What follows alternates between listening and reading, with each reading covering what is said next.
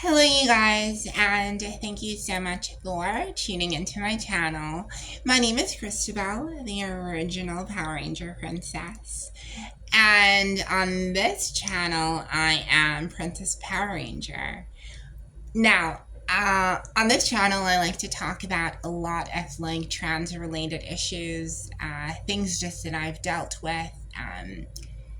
In my life. In no way am I trying to offend anyone by talking. I'm just telling you my life experience from the context of my eyes, if that makes sense.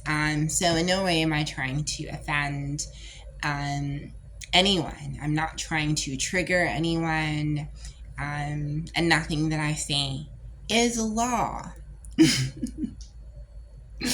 Now that we've gotten that out of the way, I just wanted to thank you guys for subscribing, for watching me, and just for showing me so much love. Like, I think so often in the world we feel so alone, and so many of us, like, the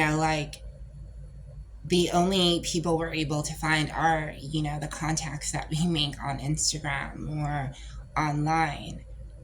And it's so funny, so many people, people that I've never even met, have been so supportive and so loving. So just know that I really do appreciate you guys. I appreciate everyone who's reached out, and all of the friends that I've made along the way.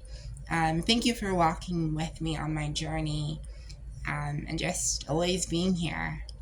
So, I wanted to talk about my experience in Malaysia's truly Asia.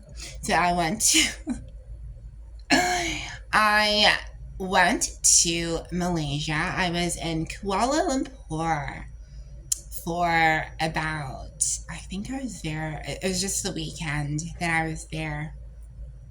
So background on me, I originally come from South Africa, from Cape Town, and I moved to Thailand with the intention of working as a teacher.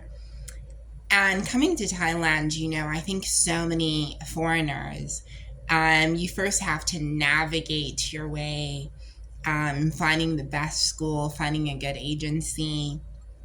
I'd found a school, which I was really happy with at the time. And I remember they were busy helping me sort out all of my documentation.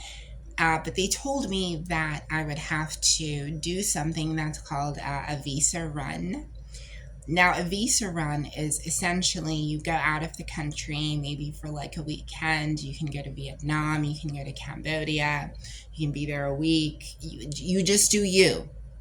And then you come back and essentially you're given another 30 days and you extend into another 30 days and so on and so forth, until you have either a working visa permit, or if you're here to study, then a studying visa.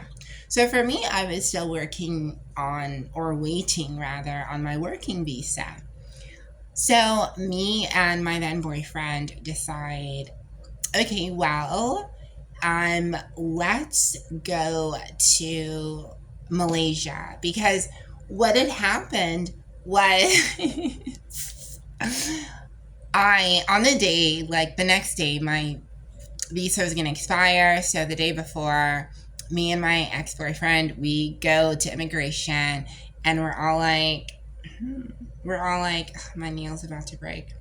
That's not what we say. But, we're all like, okay, let's, get the extension now and get it out of the way. But we find out that I cannot get an extension. I have to go to another country. So we're like, let's just chill for like a weekend and we'll come back. Now, I was excited because I had never been to Malaysia, and this is going to sound corny, but Malaysia once had this like tourism ad where they would sing and they would show all the different cultures from Malaysia. and they'd just be like, Malaysia, truly Asia. And oh my gosh, I was like, I have to visit Kuala Lumpur. Like, I definitely want to see it. And I think for me, when I was younger, the the towers they have there, the Burj, whatever, no, Burj, whatever they got going on over there. As you can tell, I did not have a good experience in Malaysia, but we'll get into that. But before I actually went, I had such just a romanticized idea of what Malaysia would be. I wanted to see the big, pretty skyscrapers and see all the different cultures. And I was also very curious to find out how much Cape Malays or South Africans who are descended from the native Malays, how much of the Malaysian language had transferred to South Africa. Because, yeah. So I just went in as a tourist that was excited. Now, as a Black transgender woman who still has a passport that identifies her as a male, it probably would have been in my best interest to go on Google and check what the laws were for transgender travelers. But I was, traveling with my ex-boyfriend, and I'm always good when I'm with him. He protects me, you know what I mean? So I wasn't worried. Bruv.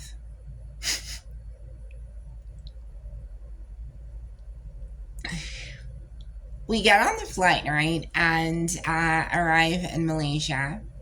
At the airport, obviously, he goes to customs on this side, and I go to the next custom person. I get there, and it's this Muslim Malaysian man. He's looking at everything. He looks in my passport, and he gives me this stink eye. Like, he is shooting fire at me, and he's like, are you a lady boy? And I'm like, yes. And he's like, so you're a man? And I'm like, yes, I was biologically born male. Is that a problem? Can I still enter the country? Or are there any... I literally... Bruv. I'm smart enough to know that before I've passed customs, I'm not in this country. And if there is a problem, if there is a law, tell me now, Malaysia. Tell me now, and I will just... everything will be canceled, and we'll just go back. We'll go to Singapore. I was so good. But at the same time, I wasn't about to make a scene. I just wanted to find out if I was allowed in the country. Now, the guy, he gets up and he's like, he's going to have to speak to his manager to find out, if this trans person can enter his country. So the manager comes and she's stunned. She's looking at me and she's all like, are you a she-male? And I'm like, yes, I'm transgender. Is that a problem? Can I legally enter the country and will I have issues? That was my only concern. I get that they were shocked to see a trans person. For me, I had just been on a flight and I wanted to find out, can I come in? If I can, wonderful. If I cannot, voila, we go somewhere else. She's all like, wow, you're so, you know how they do, girl. She's all like, wow, you're so beautiful. You don't look like the rest. And I'm like, So what's the situation? She's like, you can go in, you can come in. It's the law. That law doesn't apply to you because it only applies to native Malaysians who are born Muslim. They cannot transition. A little bit taken aback by that answer, but the hotel's been booked and my ex-boyfriend is on the other side of customs. So I'm like, voila, can I have my passport? We fly like people, get high like planes. If you catch me on the border, I got visas in my name. I grabbed my passport and oh my gosh, I need to stop smoking. I grabbed my passport and me and my ex, we check into our, like hotel. It was so nice. It was so nice. I remember when me and Jimmy were like walking in, we were like, oh my gosh, like we wish our apartment in Phuket was this big. But it was cute, like it was cute. I was not feeling Malaysia. I could walking down the street, no one could really tell that I was trans. I think they were more taken aback by the fact that I was, like a black person. So I noticed how like the men in Malaysia would never talk to me. They would only talk to Jimmy. I noticed how like I would sort of say something and it wasn't like no one would pay attention to it, but if Jimmy did, yes, they would listen. So I just found that a little bit strange. Um, we went out and we had some drinks, and I'll be fair, it looked hot and happening. We decided that we wanted to also check out, what's the name? Hold on. Uh,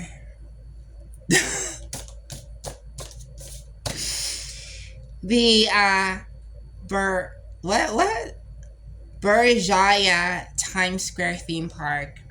So it's like this thing. Like I know what this thing, this place. Like if you've been to Malaysia, it's that mall in Kuala Lumpur that has like literally yeah, like a game park and like everything and like this where are my words? What is this thing called? Can you tell I'm having a brain freeze? But yeah, like this park with all of these games that we went on, roller coaster, that's what I was looking for. Damn, it took me long enough. Anyways, we went to the mall and got some stuff. It was super, super big. I was a little bit like taken aback at how Christmassy it was. I was like, tis the season, habibi. Because it was predominantly Muslim and Buddhist. So to see it's so like, I mean, Christian countries don't even go that hard. Utah in the Midwest of the United States was not going as hard as what Malaysia was going, but I loved it. I thought it was pretty, and that was pretty much the only thing that I did like. I found Malaysian people to be, and coming from having been in Thailand, where Thai people are a little bit docile, the aggression of Malaysians. You like it was to the point I'd be walking and there'd be this woman who's like trying to sell stuff and she's like, you, come, just come now. And I'm like, excuse me?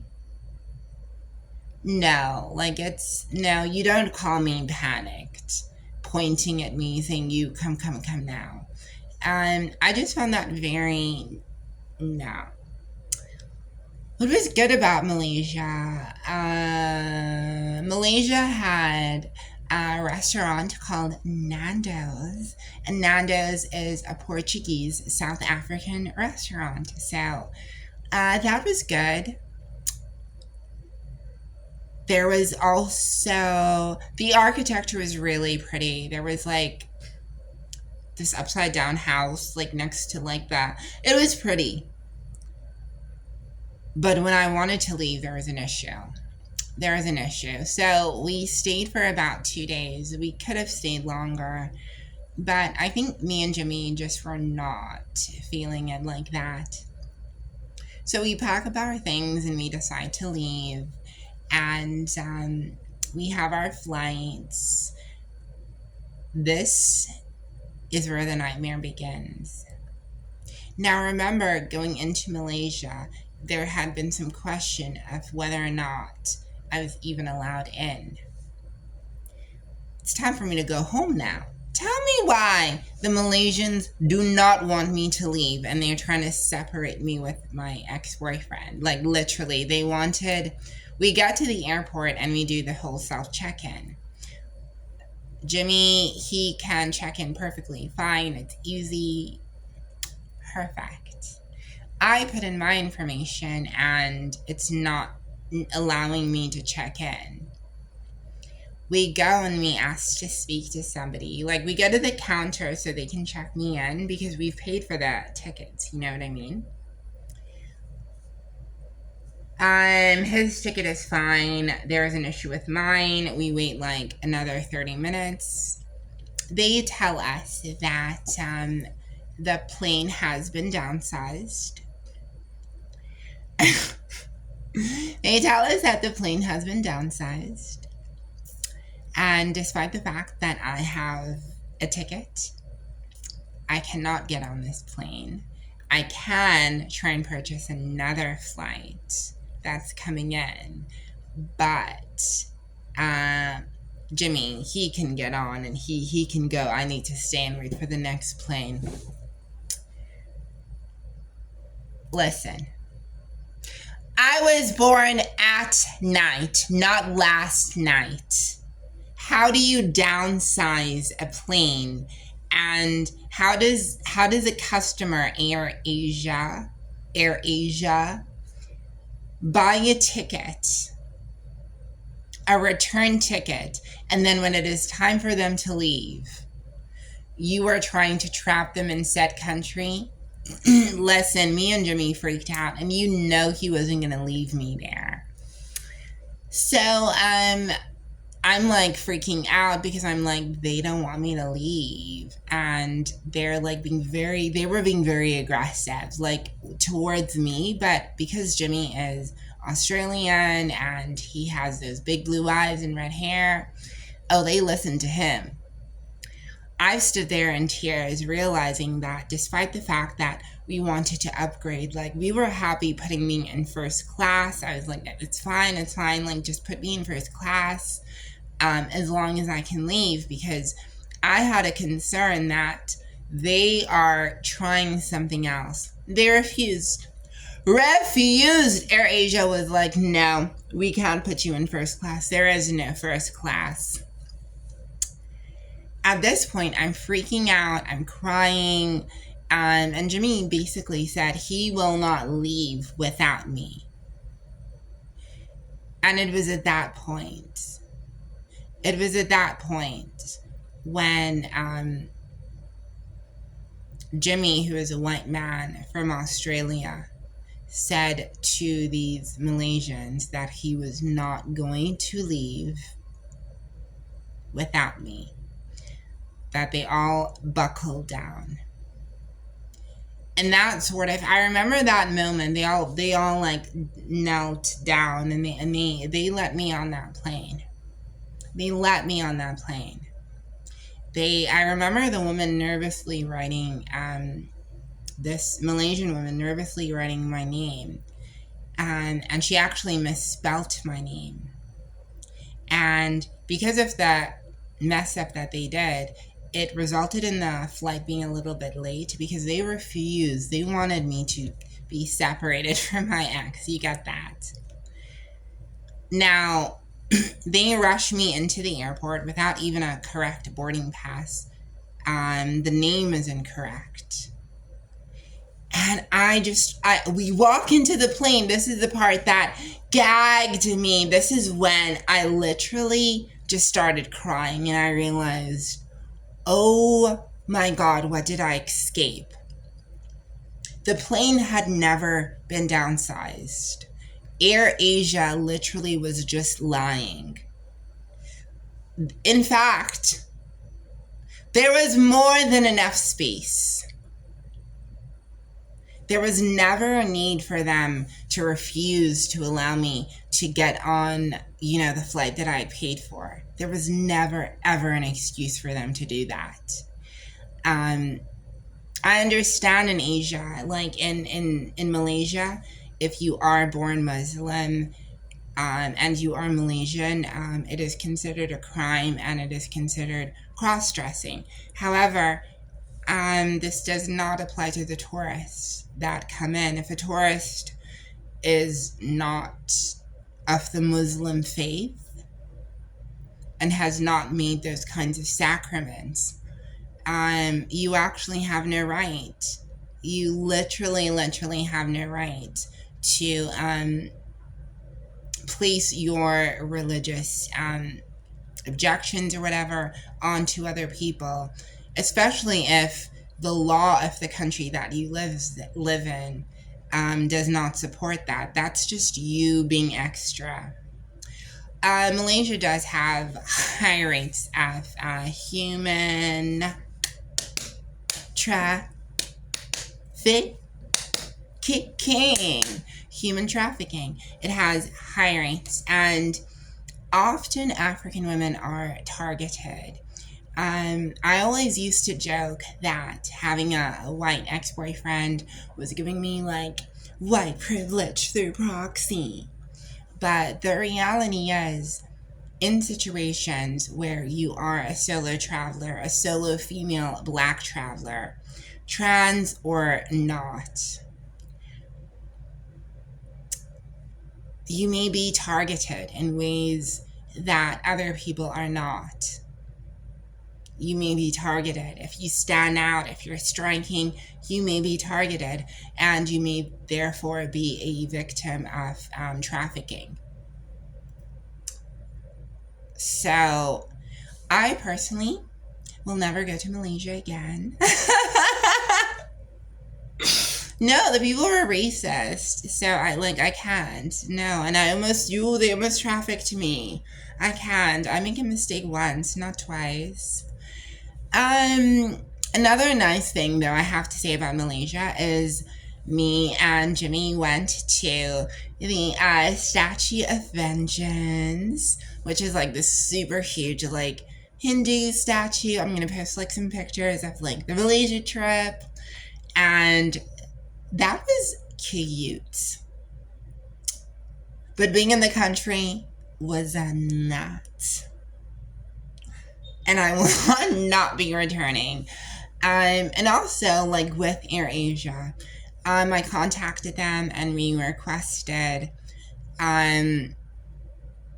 just answers. I mean, Jimmy sent emails, I sent emails, and we waited for months and months and months, and they didn't do a damn thing. And it's like that. And that's why, like, for me, I choose not to use AirAsia. I choose not to go to Malaysia because it's not a country that's safe for me. And I'd rather go to Cape Verde. I'd rather go to Madagascar. I'd rather go to Tanzania, and I'm being dead ass serious. I'd rather go to Botswana. I'd rather go to Haiti. I'd rather go to the Bahamas. Hell, I'd rather go to Nigeria. Much rather. But for those that are wanting to travel to Malaysia, make sure that your passport says F instead of M. Otherwise, you will have some issues. If you do not pass, like if you don't reach the female threshold, I wouldn't set foot. I would stay far away. Girl, don't. And just in general for Black people, I've spoken to people who've been there, and I don't know everyone, but I have not met a Black person who really stayed and enjoyed it there. And that just might be because they're not used to dealing or seeing people that look like us. Bless, it's their country. They must do what they want to do. Botswana is looking cute. And Madagascar. I'm just saying. The world's a big place, and don't be sad just because some countries are like not open to trans people. Like, I have a list of countries that I will not visit and places that I will not go to because I just feel like the world's such a big place and there's so much to explore. And once you get into this fishbowl mentality of being like, oh, I can't go to Dubai because they don't let trans, then go to Italy, go to, I don't know, bruh, go to Israel, go somewhere that is open and accepting of you, that will not, dehumanize you in that way. The world is big. The world is big. And there are parts of the world that are safe. Anyways, I love you. I made this video super, super long. I'm going to upload those pictures if y'all want to see. And I really appreciate everyone who listened. And yeah, I'll check you in the next one. Auf Wiedersehen. Bye.